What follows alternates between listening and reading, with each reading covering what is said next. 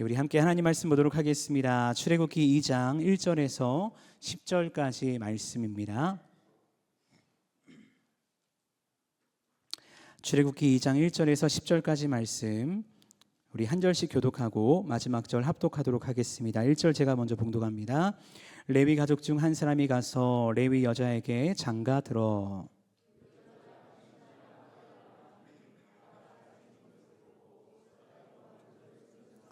더 숨길 수 없게 되매 그를 위하여 갈대 상자를 가져다가 역청과 나무진을 칠하고 아기를 거기 담아 나일 강가 갈대 사이에 두고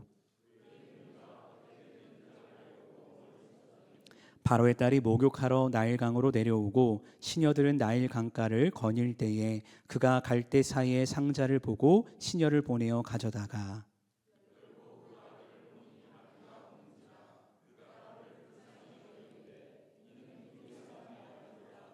그의 누이가 바로의 딸에게 이르되 내가 가서 당신을 위하여 히브리 여인 중에서 유모를 불러다가 이 아이에게 젖을 먹이게 하리이까.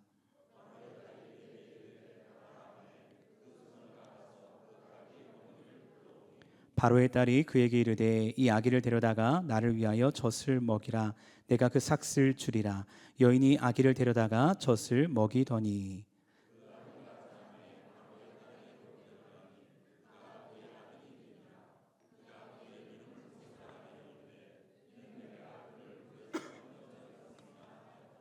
아멘.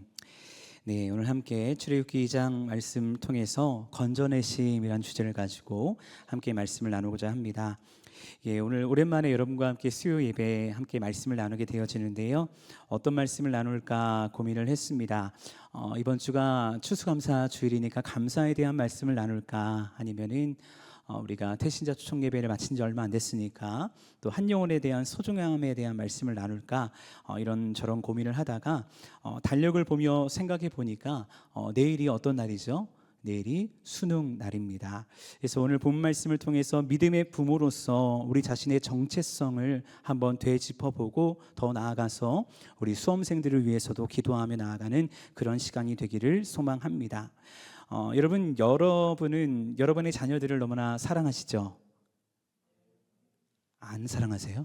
사랑하시죠? 네, 여러분의 아들, 딸, 손자, 손녀 너무나도 사랑하실 겁니다. 특히 손자, 손녀들은 눈에 넣어도 아프지 않을 정도로 너무나도 사랑하실 것입니다. 그렇다면 여러분은 사랑하는 자녀들을 위해서 무엇을 하고 계십니까? 제가 처음부터 너무나 당연하고 생뚱맞은 그런 질문을 해서 죄송한데, 이런 질문을 하는 이유는 무엇이냐면 여러분이 지금 무엇을 하고 있지 않다는 것이 아니라 여러분이 지금 하고 있는 무언가보다 더 중요한 것이 있다라는 것을 말씀을 통해 나누고자 하는 것입니다. 한국 사람들의 거짓말 중에 몇 가지가 있다고 하는데 최고의 거짓말 중에 하나가 뭔지 아십니까? 바로 다이어트라고 이야기를 합니다. 왜냐하면 마음은 먹지만 결단은 쉽사리 사라지기 때문이죠. 그렇다면 왜 결심이 오래가지 못할까? 그 이유는 시야를 빼앗기기 때문입니다. 저희 집에 막내딸이 있는데 저희 막내딸이 요즘 고민이 있습니다. 저희 첫째 딸이 12살인데 되게 왜소해요. 근데 이 아이가 29kg거든요. 근데 셋째 딸이 6살이 어립니다. 근데 27kg입니다.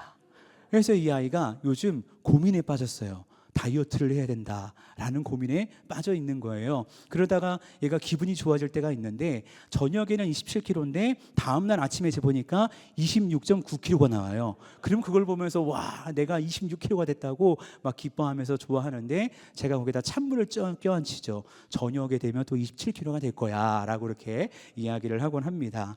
얼마 전에 이렇게 제가 가끔 용지호수를 이렇게 걷는데 아이가 같이 걷자는 거예요. 자기가 살을 빼야 된다고. 그래서 그래 같이 가자 하고 6살 된 아이를 손을 잡고 용지호수를 열심히 걸었습니다. 근데 반 정도 걸으니까 뭐가 나올까요?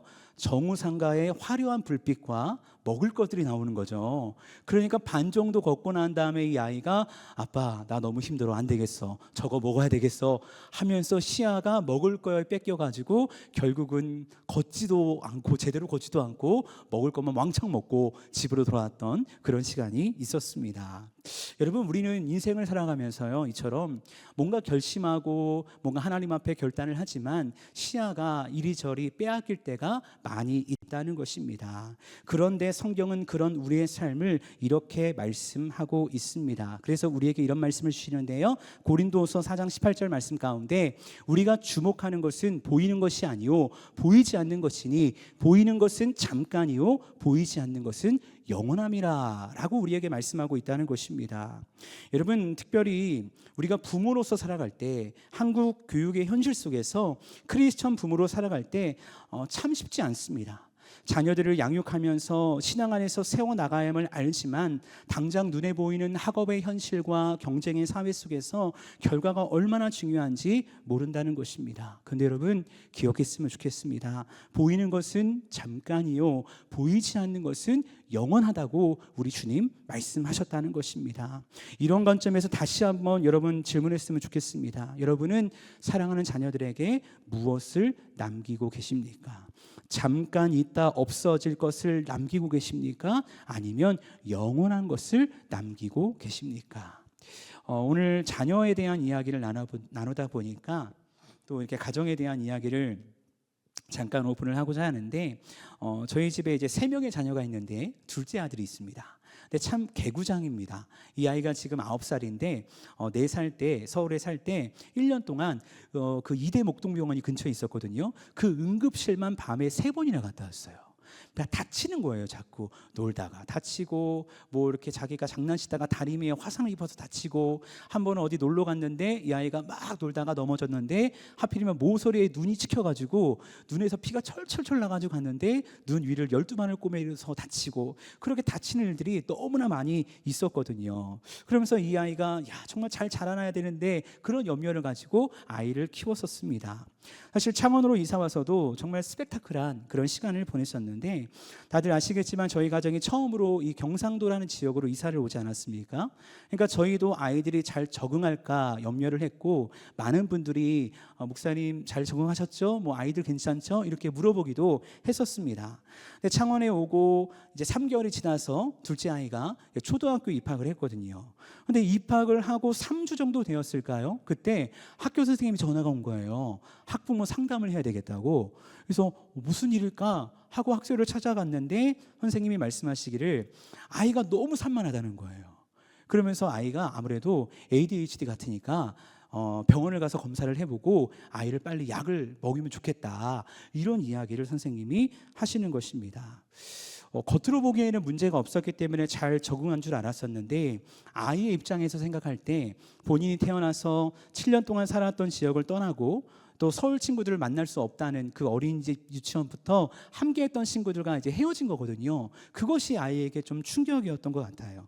그리고 경상도 지역에 오니까 말투가 다르잖아요. 특히 선생님들이나 친구 말이 억양이 세다 보니까 이 아이는 선생님이나 친구들이 나를 공격한다라고 생각하니까 학교에서 선생님 말에 듣지도 않고 친구들과의 관계에서 자꾸 문제를 일으키는 것이죠.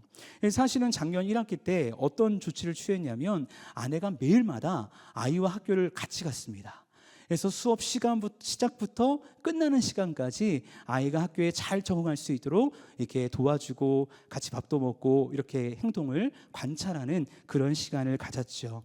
그런데 감사하게 지금은 아이가 좋아져서 학교의 생활에 전혀 문제 없이 다니고 있고, 검사를 했는데도 다행히 ADHD라는 것은 판명이 나지 않아서 또 잘 지내고 있어서 감사한 시간을 보내고 있습니다.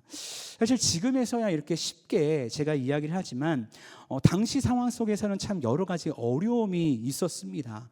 여러 가지 생각도 들었습니다. 내가 괜히 이곳으로 이사 와서 아이를 고생시키는 것이 아닌가. 때로는 아이를 위해서 노력하고 있었기 때문에 쉽사리 변화되지는 않는 아이를 보면서 왜 이렇게 말을 안 들을까 질책하고 혼내기도 하고, 아이를 붙잡고 기도하며 울기도 하고 하나님께 매달리는 그런 시간을 가졌죠. 근데 그렇게 아이를 혼내고 나면요, 모든 부모의 마음이 마찬가지겠지만 참 마음이 아픕니다. 밖에 걸어다니면서 하늘을 바라보며 하나님께 기도하는 거죠. 근데 그때 제가 하나님께 이런 독백을 했습니다. 하나님, 이 아이는 제가 지켜줄 수 없습니다. 하나님이 지켜주셔야 됩니다. 하나님 도와주셔야 됩니다. 이런 독백을 할 수밖에 없었습니다. 근데 여러분, 사실 이것이 우리 모두의 연약함이지 않을까라고 생각을 합니다. 내가 내 자녀를, 내가 내 손자 손녀를 너무나 사랑하지만 내 힘과 능력으로 내 자녀를 책임질 수 없다는 것입니다. 세상 어느 부모가 자녀가 건강하지 않기를, 세상 어느 부모가 자녀가 성공하지 않기를, 자녀가 꿈꾸는 것들이 잘 이루어지지 않기를 바라겠습니까? 어떻게 해서든 자녀들의 꿈을 이루어지기 위해서 헌신하고 수고하는 것이 부모 아닙니까? 하지만 현실은 어떻던가요? 여러분도 자녀를 키우면서, 손자 손녀를 키우면서 현실은 어떻던가요? 제가 4살 때 저희 아이가 많이 다쳤다고 했는데 바로 옆에 엄마 아빠가 있었거든요. 근데 그 몇 초 찰나를 지켜주지 못해서 아이를 다치게 하고 막 꼬매게 하고 아프게 했던 것이 부모의 연약함이더라고요. 결국 이 모습이 부모로서 우리가 가진 한계이지 않을까라는 생각을 하게 됩니다. 근데 이것을 우리가 정말 인정한다면, 이 한계를 우리가 정말 인정한다면 우리의 자녀를 책임질 수 있는 분에게 우리의 자녀를 맡겨야 되는데 우리는 안타깝게 속을 때가 많다는 것입니다. 그래서 눈에 보이는 것으로 자녀들의 삶을 채워주려 합니다. 그리고 그것이 자녀들의 삶에 영원한 행복이 될 것이라고 착각하며 살아갈 때가 많이 있다는 것입니다. 그러나 여러분, 사람의 사람됨의 첫 번째 목적은 무엇입니까? 잠언 우리에게 말씀합니다. 하나님을 경외하는 것이다 라고 말씀하고 있다는 것입니다. 나를 창조하시고 이 세상의 주관자 되시는 하나님을 믿고 살아가는 것, 하나님의 보호하심을 믿고 의지하며 살아가는 것, 그 하나님을 경외하는 것이 사람의 사람됨의 목적이라고 하나님 우리에게 말씀하는 것이죠. 결국 이것을 가르치는 것이 부모의 역할이고 자녀들에게 끊임없이 전달해야 할 부모의 의무라는 것이죠. 우리가 오늘 읽었던 출애굽기 2장 말씀을 보면 이 역할과 이 의무를 너무나도 믿음 안에서 잘 해내었던 한 여인에 대한 이야기가 나오게 되는데, 그 여인은 우리가 잘 아는 요게벳이라는 여인이었습니다. 창세기 12장을 보면 하나님께서 아브라함에게 3가지의 축복을 주지 않습니까? 그런데 그 중에 하나가 큰 민족을 이루게 하겠다라는 축복이었습니다. 그런데 그 약속이 애굽으로 이주한 야곱의 가족으로부터 시작되는데, 처음에는 야곱의 가족이 애굽의 바로 왕으로부터 정중히 초대를 받았지만 이주한 가족의 수가 늘어나고 요셉을 알지 못하는 왕이 세워지자 큰 민족이 되어버린 이스라엘 백성들을 종살이 시키는 데까지 이르게 됩니다. 하지만 고된 노역에도 이스라엘 백성들이 늘어나자 바로 왕이 아주 악한 꾀를 내는데, 그 꾀는 새로 태어난 남자아이들을 다 죽이는 것이었죠. 오늘 말씀으로 보면 이런 상황 가운데 레위 가정에 한 남자아이가 태어났다라는 것을 알리고 있는데, 오늘 말씀 1절과 2절은 이렇게 말씀합니다. 레위 가족 중 한 사람이 가서 레위 여자에게 장가들어 그 여자가 임신하여 아들을 낳으니 그가 잘생긴 것을 보고 3달 동안 그를 숨겼으나. 여러분, 아이를 가진 엄마의 마음, 이 요게벳의 마음이 어땠을까요? 이런 마음이지 않았을까요? 여자아이가 태어나야 되는데, 남자아이가 태어나면 죽는데, 그런 불안한 마음을 가지고 하루하루를 살아가며 출산을 기다리고 있었을 것입니다. 그런데 출산하고 보니까 어떤 아이가 태어납니까? 남자아이가 태어난 거예요. 3개월 동안은 어떻게든 숨겨봤는데 아이가 자라나고 계속 울음소리가 커지고 더 이상 숨길 수가 없게 된 것입니다. 그러자 결단하죠. 어떠한 결단을 합니까? 이런 결단을 합니다. 3절 말씀에 더 숨길 수 없게 되매 그를 위하여 갈대 상자를 가져다가 역청과 나무진을 칠하고 아기를 거기 담아 나일강과 갈대 사이에 두고. 여러분, 이때 이 요게벳의 마음이 어땠을까 한번 우리가 생각해 보기 원합니다. 말로 표현할 수 없는 아픔이었을 것입니다. 내가 할 수 있는 것이 아무것도 없는 것입니다. 너무나 사랑하는 내 아들이지만 이 아이를 할 수 있는 최선이 이것밖에 없는 것입니다. 근데 그것 말고 이 요게벳이 할 수 있는 최선이 있었으니 그것은 하나님 앞에 이 아이를 맡겨드리며 기도하며 주 앞에 나아가는 것이었죠. 이 요게벳의 마음을 담은 한 영상이 있는데 이 영상을 잠깐 보고 말씀을 이어보도록 하겠습니다. 띄워주세요.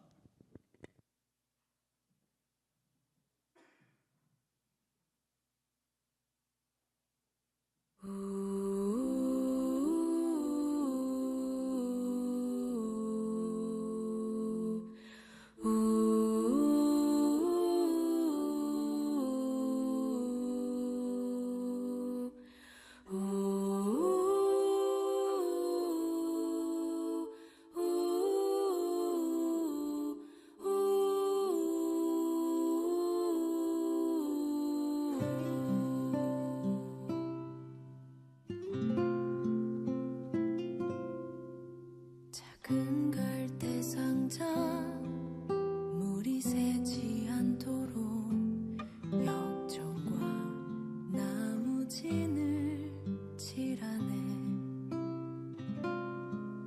어떤 마음이었을까 그녀의 두 눈엔 눈물이 흐르고 흘러. 동그란 눈으로 엄마를 보고 있는 아이와 입을 맞추고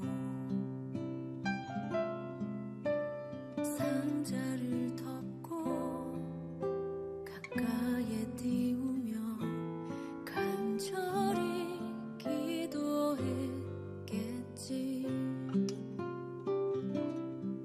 정처 없이 강물에 흔들흔들 흘러내려가는 그 상자를 보며 눈을 감아도 보이는 아이와 눈을 맞추며 주저앉아 눈물을 흘렸겠지. 너의 삶의 참주인 너의 참 부모이신 하나님 그 손에 너의 삶을 맡긴다. 너의 삶의 참주인 너를 이끄시는 주 하나님 그 손에 너의 삶을 드린다.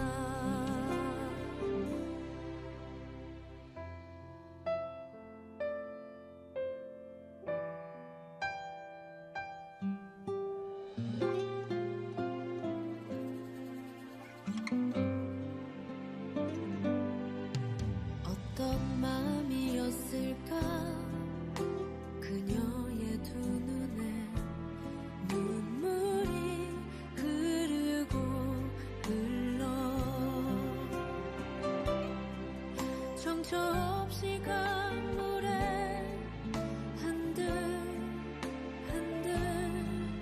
흘러내려가는 그 상자를 보며 눈을 감아도 보이는 아이와 눈을 맞추며 주저앉아 눈물을 흘렸겠지. 너의 삶의 참주인 너의 참 부모이신 하나님 그 손에 너의 삶을 맡긴다. 너의 삶의 참주인 너를 이끄시는 주 하나님 그 손에 너의 삶을 드린다. 네. 요게벳의 노래라는 그런 노래인데 이 노래에 예전에 이집트 왕자라는 애니메이션이 있지 않았습니까? 그 영상과 함께 나온 그런 찬양의 가사였습니다. 요게벳의 마음을 잘 이렇게 표현한 노래이고 영상이지 않을까라고 생각을 합니다. 영상을 통해 보셔서 아시겠지만 나일강에 놓았던 갈대 상자가 어디로 갑니까? 마침 정말 너무나 신기하게도 마침 나일강가로 갑니다. 근데 그곳에 목욕하러 나온 바로의 딸이 있었다라고 성경은 말하고 있죠. 여러분 이것이 우연일까요? 저는 그렇게 생각하지 않습니다. 지키시고 보호하시는 하나님의 신실한 계획이자 은혜인 줄 믿습니다. 근데 여기서 더 놀라운 것이 뭔지 아십니까? 적어도 바로의 딸이었다면 자신의 아버지가 무슨 정책을 펼치고 있는지 당연히 알고 있었겠죠. 근데 자신에게 떠밀려온 이스라엘 남자아이를 보고 불쌍히 여겼다라고 말씀하고 있다는 것입니다. 그리고 모세의 누이였던 미리암을 통해서 요게벳을 모세의 유모로 삼고 어느 정도 자란 모세는 공주의 아들로 살아가게 되는 것이죠. 여러분 오늘 말씀의 제목을 건져내심이라고 정해봤는데요. 정말 소원합니다. 오늘 말씀을 준비하면서요, 우리 자녀들의 삶에 수많은 어려움이 있을 때마다 하나님께서 건져주시는 놀라운 은혜가 있기를 정말로 간절히 소원합니다. 특별히 지금 수능을 앞두고 있는 수험생들이 있지 않습니까? 그의 마음이 어떨까? 사실 우리는 압니다. 수능이 인생의 전부가 아니라는 것. 인생을 살다 보니까 수능이 전부인 줄 알았는데 20대, 30대, 40대 그렇게 인생을 살아보니까 그것보다 더 큰 어려움과 환란이 있다는 거 너무나 잘 알고 있다는 거죠. 근데 우리가 사는 사회는 수능과 그 결과인 입시가 인생의 전부인 것처럼 가르쳤거든요. 그래서 수능과 입시를 앞두고 있는 수험생들의 마음이요 많이 두렵고 떨릴 것입니다. 수험생들 뿐일까요? 우리가 알지 못해서 그렇지 어린 자녀들로부터 자라난 청년 세대까지 각자만의 두려움과 염려를 가지고 세상을 살아가는 사람들이 너무나 많이 있다는 것입니다. 근데 여러분, 그런 자녀들을 바라보면서 그런 자녀들을 우리가 두고 있다면 우리가 해야 하는 것은요, 앞서 말씀드렸던 믿음의 부모인 우리가 먼저 하나님을 온전히 바라보고 그 하나님을 신뢰하는 것인 줄로 믿습니다. 하나님을 온전히 신뢰한다는 것이 무엇일까요? 자녀들의 삶의 과거와 현재와 미래까지 하나님께 온전히 맡겨드려야 한다는 것입니다. 우리가 너무나 잘 아는 믿음의 조상 아브라함이요, 하나님을 향한 그의 신뢰가 어땠는지 창세기 21장을 보면 장성한 이삭과 이스마엘의 문제가 생겼을 때 사라가 말하지 않습니까? 하갈과 미스마엘을 내어 쫓으라라고 말합니다. 근데 아브라함의 입장에서는요, 이스마엘도 내 자식이거든요. 이거 고민을 합니다. 근데 하나님 말씀하십니다. 걱정하지 마라. 내가 그를 통해서 한 민족을 내가 형성하게 할 것이다 라고 말씀하시니까 아브라함이 믿음으로 하갈과 이스마엘을 내어 쫓는 것이죠. 근데 이스마엘은 이해가 됩니다. 어찌 보면 이스마엘은 하나님 앞에 완전하게 서지 못했던 아브라함의 연약함의 증거였기 때문입니다. 하지만 이삭은 다르지 않습니까? 창세기 22장을 보면 하나님이 이삭을 바치라 라고 말씀합니다. 내 아들, 내 사랑하는 독자 이삭을 데리고 번제로 드리라 라고 말씀하시거든요. 여러분, 정말 말도 안 되는 명령이 내려지는 겁니다. 근데 우리가 알다시피 아브라함은 순종하며 끝까지 하나님을 바라고 신뢰합니다. 그리고 히브리서 11장 19절 말씀 보니까 이 아브라함의 신뢰가 무엇이었는지 이렇게 말씀하고 있습니다. 이 말씀 같이 한번 읽어보겠습니다. 시작. 그가 하나님이 능히 이삭을 죽은 자 가운데서 다시 살리실 줄로 생각한지라 비유컨대 그를 죽은 자 가운데서 도로 받은 것이니라. 아멘. 여러분, 아브라함에게 어떤 믿음이 있었다고 성경은 말하고 있습니까? 하나님이 능히 이삭을 죽은 자 가운데서 다시 살리실 줄로 생각했다. 그 믿음이 있었다는 것입니다. 과거와 현재와 미래에 대한 모든 믿음이 하나님을 향해 서 있었던 아브라함의 모습을 보게 되어진다는 것입니다. 물론 오늘을 살아가는 이 무한 경쟁의 시대 속에서 보이지 않는 하나님을 믿고 의지한다는 것 무모한 도전이다라고 생각될 수 있습니다. 그리고 이 믿음의 도전은요, 정말 결코 쉽지 않다는 것이죠. 그러나 사랑하는 여러분, 기억했으면 좋겠습니다. 우리 하나님 살아계신 하나님인 줄로 믿습니다. 그분을 경외하고 의지하는 자에게 영원한 산성이요 방패가 되시는 하나님인 줄로 믿습니다. 그 하나님이 우리의 삶을, 우리의 가정을, 우리의 자녀를 지키시는 줄로 믿습니다. 오늘 본 말씀을 보면 요게벳에 대한 구체적인 내용이 나오지 않지만요, 요게벳이 이러한 믿음으로 모세를 향해서 무엇을 가르쳤는지 우리가 추측해 볼 수 있는 말씀이 있거든요. 어떤 것이냐면 모세 자신이 이스라엘 사람이라는 것을 알고 있었다는 것입니다. 여러분, 생각해 보십시오. 어린 나이 3개월밖에 되지 않은 아이가 궁에 들어가지 않았습니까? 그런데 어떻게 자신이 이스라엘 백성이라는 것을 알게 되었을까? 자신의 정체성이 내가 이스라엘 민족이라는 것을 어떻게 알게 되었을까? 그 이유는요, 우리가 말씀을 통해 보지만 요게벳이 이 모세의 유모의 역할을 했거든요. 오늘 말씀 7절과 9절 말씀 보니까 이렇게 말씀합니다. 그의 누이가 바로의 딸에게 이르되 내가 가서 당신을 위하여 히브리 여인 중에서 유모를 불러다가 이 아이에게 젖을 먹이게 하리이까. 바로의 딸이 그에게 이르되 가라 하매 그 소녀가 가서 그 아기의 어머니를 불러오니 바로의 딸이 그에게 이르되 이 아기를 데려다가 나를 위하여 젖을 먹이라. 내가 그 삭슬 주리라. 여인이 아기를 데려다가 젖을 먹이더니 라고 말씀하고 있습니다. 여러분, 정말 말도 안 되는 일이 일어나는 겁니다. 죽을 수밖에 없는 운명이었던 모세가 바로의 왕궁에 들어가서 그 아이를 죽이라라고 명령한 바로의 왕궁에 들어가서 산다는 것도 말이 안 되는 것이고, 자기 자식을 키우면서 바로의 왕궁으로부터 딸로부터 그 삭슬 받아서 가족의 생계를 유지할 수 있다는 것, 이런 드라마 같은 일이 세상에 어디 있겠습니까? 근데 여러분, 요게벳이 어린 모세를 키우면서요, 모유를 주면서 이 아이를 키우면서 어떤 이야기를 해줬을까요?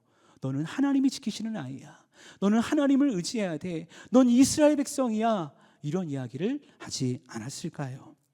여러분, 인간적으로 생각해 보세요. 요게벳이 신앙이 아니라 세상적인 생각으로 가득했다면 그의 출생의 비밀을 이야기해 줄 필요가 있을까요? 오히려 공주의 아들로 바로의 왕궁 가운데 떵떵거리며 성공하며 정말 잘 살아가는 것이 모세에게 있어서 더 좋은 성공의 길 아닐까요? 사랑하는 여러분, 요베에게는요 믿음이 있었습니다. 하나님에 대한 신뢰가 있었습니다. 그러니까 요게벳은요 세상의 방법을 통한 성공을 꿈꾸지 않았다는 것입니다. 보이지 않게 힘든 길이었지만 사랑하는 자녀를 하나님의 손에 맡겨드리고 하나님의 손에 올려드리는 것입니다. 하나님의 방법으로 세우는 하나님의 기적을 경험하는 것입니다. 그리고 그 믿음의 은혜가 흘러가서 하나님의 때가 이르렀을 때 모세를 통한 놀라운 영광이 일어났다는 것, 우리는 이미 이 모세 오경 말씀을 통해 알게 되어지는 것이죠. 사랑하는 여러분, 정말로 우리의 자녀들이, 정말 우리의 손자 손녀들이, 우리의 가문이 하나님의 축복과 은혜를 누리길 원합니다. 성공하길 원합니다. 잘되기 원합니다. 그래서 이 세상에서 영향력 있는 인물로 살아나기를 원합니다. 근데요, 단 한 가지, 하나님을 믿는 믿음 안에서 성공하고 잘 되기를 바랍니다. 이것이 우리의 기도가 될 수 있기를 주의 이름으로 축원합니다. 그렇게 우리가 해야 할 일은요, 사랑하는 우리 자녀들에게, 손자 손녀들에게 영원한 것을 가르쳐 지키게 하는 것이고, 그 시작이 여러분의 가정에서 행해지는 믿음의 삶과 실천이 될 수 있기를 주님의 이름으로 축복합니다. 사실 오늘 말씀을 준비하면서 여기까지 준비하면서 제 마음 가운데 한켠에 좀 무거운 마음이 있었습니다. 어떤 무거운 마음이 있었냐면, 이 말씀이 여러분에게 어떤 정죄의 말씀, 그런 말씀이 될까 무거운 마음이 있었습니다. 그리고 저 자신에게 이렇게 질문하는 것 같았습니다. 목사님은 자신이 있습니까? 목사님은 정말 믿음으로 자녀들을 끝까지 잘 양육할 자신이 있습니까? 이렇게 되로 저에게 질문하는 것 같았어요. 왜 그러냐면은 정말 지금도 믿음으로 서지 못한 자녀들을 위해서 눈물로 기도하며 나아가는 권사님들, 집사님들, 그런 성도님들을 정말 많이 보거든요. 제가 추석이나 그 설날 때 어르신들을 신방을 다니다 보면 정말 어르신들 중에서 많은 분들이 제 손을 꽉 잡고, 우리 자녀들 예수 믿어야 되는데, 목사님 우리 자녀들이 어릴 때는, 중학교 때는, 청년 때는 교회 열심히 다녔는데 지금 교회 다니지 않아서 너무 마음이 아프다고, 내가 어떻게 하나님 앞에 서냐고 눈물로 기도해 달라고 하시는 분들을 너무나 많이 만난다는 것입니다. 제가 과거 청소년 사역을 했을 때요, 한 학생이 저에게 이런 질문을 했었습니다. 어떤 질문을 했냐면요, 목사님, 그때 이제 막내가 없었을 텐데 예나 예건이가 나중에 커서 저처럼 되면 어떨 것 같으세요? 라고 질문을 하는 거예요. 근데 여기서 중요한 거는 이 질문을 하는 아이가 어떤 아이냐인가 중요하죠. 아이가 정말 정직하고 정말 착하고 공부도 잘하고 이런 아이면 너무 좋지 이렇게 얘기할 텐데, 그 아이는 교회도 설렁설렁 나오고 술도 마시고 담배도 피고 말썽 일으켜가지고 맨날 문제 일으키는 그런 아이였거든요. 저에게 그런 질문을 하는 거예요. 그러니까 친분이 있으니까 그런 질문을 하겠지만, 저도 친분이 있으니까 화가 나가지고 야, 농담이라도 그런 얘기 하지 말라고 막 이렇게 이야기를 했었습니다. 근데 그 질문이 자꾸 제 마음속에 맨맨 도는 거예요. 그러면서 정말 그러게 되면 어떡하지? 정말 우리 자녀들이 성장해서 교회를 다니기 싫어하고 하나님이 어딨냐고 따지고 세상 것에 물들면 어떡하지? 이런 마음이 제 마음 가운데 들어왔습니다. 근데 그 고민 속에서 결론이 무엇인지 아십니까? 결론은요, 다른 것이 아니라 기도였습니다. 지금부터 기도해야지. 지금부터 우리 자녀들을 위해서 정말 하나님께 맡겨드리면서 하나님 도와주셔야 됩니다. 하나님이 역사하셔야 됩니다. 하나님 만나주세요 라고 기도해야지. 혹여나 그렇게 기도했음에도 불구하고 우리 자녀들이 잠시 방황한다면 그때 더 기도해야지. 그때 더 눈물로 기도해야지. 왜냐하면 나는 그 아이들의 부모고 아빠니까. 이런 고백을 하게 되었습니다. 얼마 전에 국정검사를 하는 영상을 보았는데요. 그 영상 가운데 제 마음을 되게 울렸던 한 장면이 있었습니다. 그 영상은 보건복지위원회 국정감사였는데 어떤 주제를 다루고 있었냐면요, 마약에 대한 주제를 다루고 있었습니다. 마약 중독. 근데 이 국정감사에 어떤 사람이 증인으로 나왔어요. 그 사람이 누구냐면 과거 다수 국회의원을 했고 경기도 전 지사였던 남경필 씨였습니다. 이분이 집사님이거든요. 근데 이 집사님이, 남경필 집사님이 왜 나왔냐면 큰아들이 마약 중독에 빠져 있기 때문입니다. 기사를 찾아보시면 아시겠지만 이 남경필 집사님이 아들의 마약 중독에 큰 충격에 빠졌다고 합니다. 나름 부도 있고 명예도 있고 잘 살았기 때문에 아이들을 잘 키운다고 생각했대요. 근데 그 얘기를 듣고서, 그 소식을 듣고서 사실인 것이 밝혀진 다음에 너무 충격을 받았다는 거예요. 그러면서 그냥 교회만 왔다 갔다 했던 무늬만 크리스찬이었던 자신이 먼저 회개하고 그 아들의 사건을 통해서 성령의 은혜를 경험하게 되었다라고 간증을 하더라고요. 그리고 지금은 용인에 있는 하나드림교회에서 열심히 신앙생활하면서 다음 세대를 세우기 위한 교회학교 교사로도 열심히 봉사하고 있다고 합니다. 그리고 지난 주간에 했던 그 지금도 하고 있는 오륜교회에서 하고 있는 다니엘 기도회에 나와서 그 하나님의 은혜와 사랑을, 그 아들에 대한 이야기를 간증을 하기도 했었습니다. 그런데 남경필 씨가 요즘 어떤 활동을 많이 하고 있냐면 은구라는 그 단체에서 대표로 활동하고 있어요. 근데 은구가 뭐냐면 은혜를 구하다라고 해가지고 은구입니다. 근데 이 은구가 무슨 일을 하냐면 마약 예방 치유 단체입니다. 결국 이 활동을 알리기 위해서 이 활동에 더 많은 지원을 받고자 해서 국정감사에 나오게 되었는데 이런 이야기를 합니다. 국회의원과 질의를 하면서 이런 이야기를 합니다. 아들이 마약 중독에 빠져 있을 때 정말 이런저런 방법을 다 취해봤는데 안 되더라는 거예요. 절대 자신의 힘으로 끊을 수가 없더라는 거예요. 그래서 두 번째 이렇게 마약에 또 손을 댔을 때 자식을 데리고 경찰서로 데려갔대요. 그리고 자수를 시켰다고 합니다. 그리고 아이에게 이런 이야기를 했다고 합니다. 나는 너를 절대 포기하지 않는다. 너도 포기하지 말아라 라고 이야기했답니다. 가슴 아픈 마음을 가지고, 아빠의 마음을 가지고 그 사랑하는 아들을 향해 마약에 중독되어 있어서 빠져나오지 못하는 그 아들을 향해서 나 절대 너 포기하지 않을 거야. 너도 포기하지 마. 우리 힘내보자. 이겨내보자 라고 이야기하면서 그 아들을 치유받을 수 있도록 치유보호소로 이렇게 보냈다라는 이야기를 하면서 그런 국정감사를 하는 이야기를 보게 되었습니다.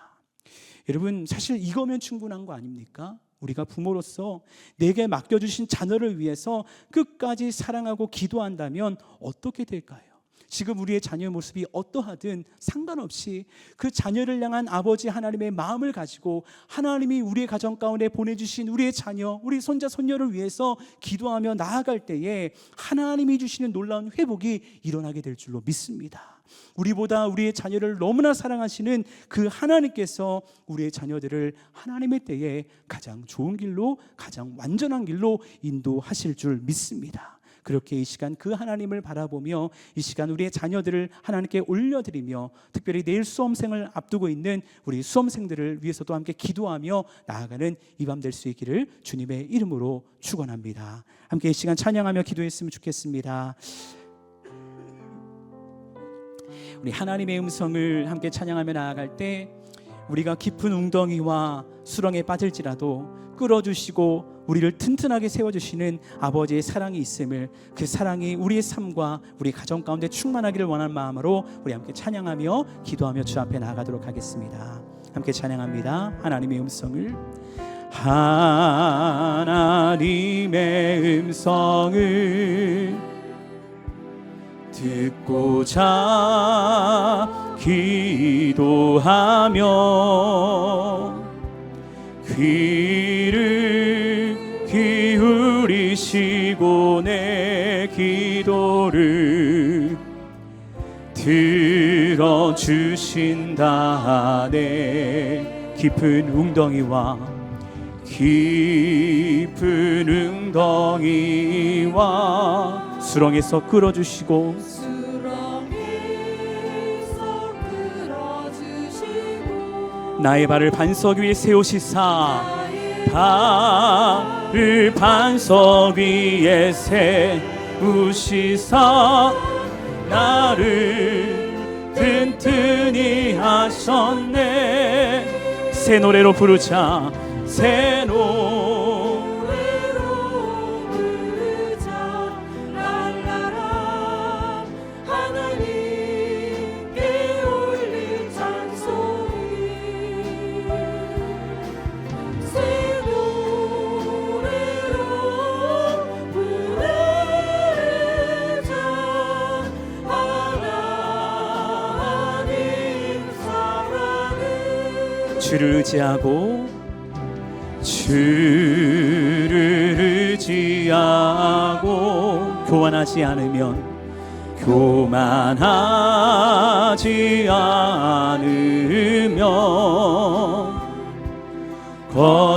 거짓에 치우치지 아니하며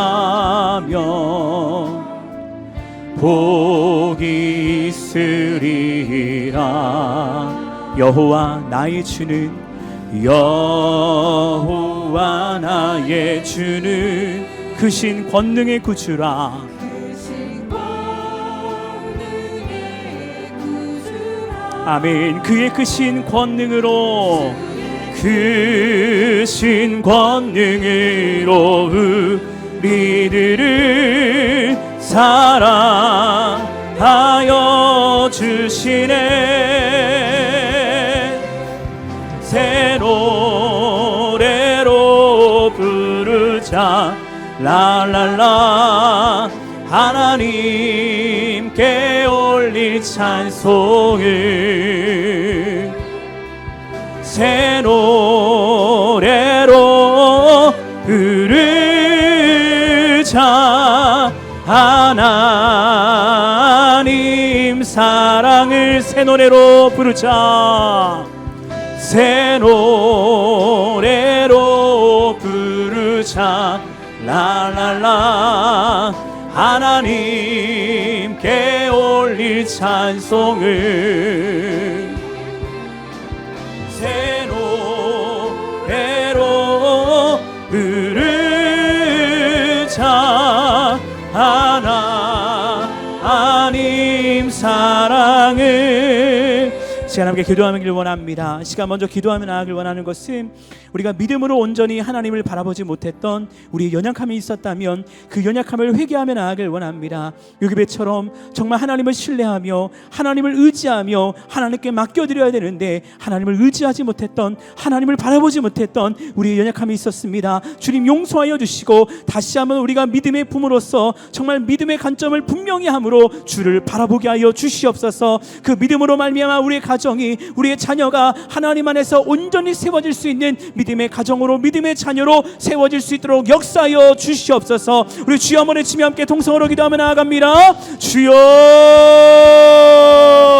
아버지 하나님 감사합니다. 하나님 오늘도 함께 말씀을 통해서 주 앞에 나아갑니다. 하나님 우리의 믿음의 삶이 온전하지 못했음을 회개하며 나아갑니다. 우리가 온전히 하나님을 정말 바라보지 못하고 의지하지 못했던 연약함이 있었음을 회개하며 나아갑니다. 요게베시 그의 삶 가운데 정말 하나님을 의지하며 하나님을 바라보며 너의 삶의 주인이 아버지 하나님이라는 것을 모세에게 가르쳤던 것처럼 우리가 마땅히 가르칠 바를 자녀에게 가르치며 지도하며 삶으로 살아갈 수 있는 믿음의 부모가 될 수 있도록 역사하시고 인도하여 주시옵소서. 그래서 우리의 삶을 통해서 아버지 하나님의 놀라운 사랑과 은혜가 나타나게 하여 주시고 그 은혜가 우리 가정과 자녀들의 삶 가운데 흘러갈 수 있는 영적인 축복을 허락하여 주시옵소서. 이제 계속하여 기도하길 원합니다. 시간 특별히 기도할 때 우리 수험생들을 위해서 함께 기도하며 나아가길 원합니다.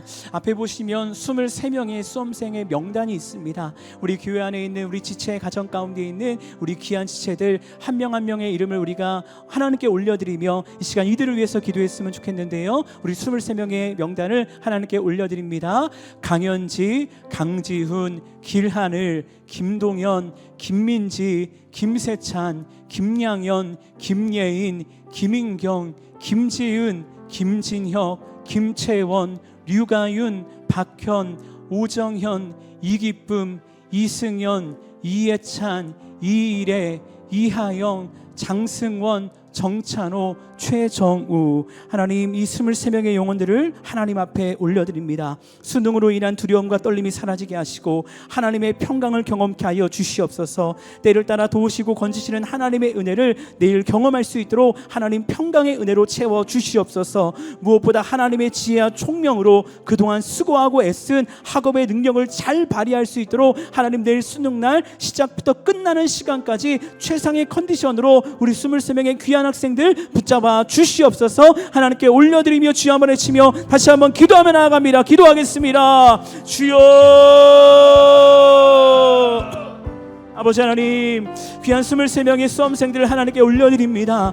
하나님, 정말 인생에 있어서 너무나 중요한 시험의 과정을 거치게 되어집니다. 수능으로 인한 두려움과 떨림이 사라지게 하시고 하나님의 평강으로 우리 귀한 학생들을 지키시고 보호하여 주시옵소서. 때를 따라 도우시고 건지시는 하나님의 사랑과 은혜를 경험할 수 있도록 인도하여 주시옵소서. 무엇보다 지혜와 총명으로 채워주시옵소서. 하나님의 지혜와 총명으로 하나님 가득하게 채워주시옵소서. 그동안 수고하고 애쓴 학업의 능력을 잘 발휘하도록 하나님 컨디션을 조절하여 주시고 하나님의 능력 가운데 그 최상의 컨디션으로 아름다운 결과를 통해 하나님께는 영광이요 우리 모든 가정 가운데는 하나님의 기쁨과 감사와 은혜가 넘쳐날 수 있도록 주여 도와주시고 역사하여 주시옵소서. 그렇게 일하시고 역사하실 주님을 기대합니다. 충만케 하시고 회복케 하실 주님을 기대하며 찬양합니다. 살아계신 아버지 하나님, 감사합니다.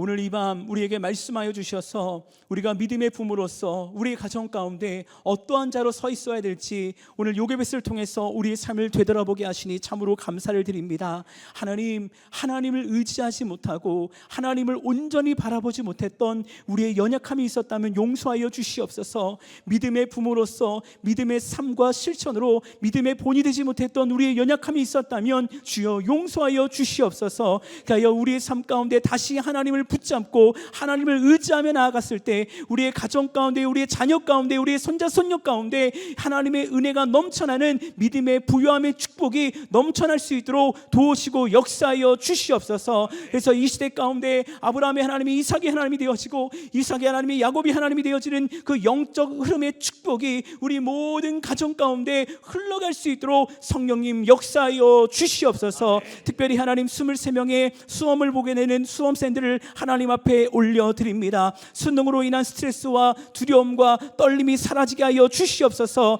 아무것도 염려하지 말고 오직 모든 일에 기도와 간구로 너희 구할 것을 감사함으로 하나님께 아뢰라. 그리하면 모든 지각에 뛰어난 하나님의 평강이 그리스도 예수 안에서 너희 마음과 생각을 지킨다 하신 주님, 23명의 마음과 생각을 지켜 주시옵소서. 하나님의 평강으로 말미암아 시작하는 시간부터 끝나는 시간까지 이 지금껏 경험하지 못했던 그 평안과 기쁨과 감사가 그 10년 가운데 흘러 넘치게 하여 주시옵소서. 그래서 무엇보다 하나님의 지혜와 총명으로 그동안 수고하고 애쓴 학업의 능력을 잘 발휘하여서 정말 최상의 컨디션 가운데 좋은 결과를 맛볼 수 있는 수능이 되게 하여 주시고, 수능 이후에 입시를 하는 모든 과정 가운데도 하나님이 간섭하여 주시사 정말 각자 재능에 따라 정말 원하는 대학과 원하는 과에 잘 진학할 수 있도록 그 모든 후속 조치까지도 하나님께서 섬세하게 역사하여 주시옵소서. 그래서 하나님께는 영광이요 하나님을 믿고 의지하는 모든 믿음의 가정 가운데 하나님의 은혜와 감사와 기쁨이 넘쳐날 수 있도록 주님 도와주시옵소서. 그렇게 역사하시고 일하실 주님 기대하고 찬양하오며 살아 역사하시는 우리 주 예수 그리스도의 이름으로 감사드리며 기도드렸사옵나이다. 아멘. 우리 그렇게 일하실 하나님께 감사와 영광의 박수 올려드립니다. 할렐루야. 아멘. 아멘. 우리 다 같이 일어나셔서 우리 주님 오시는 그날까지 믿음의 길 걸어가기를 선포하며 나아갑니다. 우리가 오른손 들고 함께 선포합니다. 아멘. 주 예수여 오시옵소서. 마라나타. 아멘.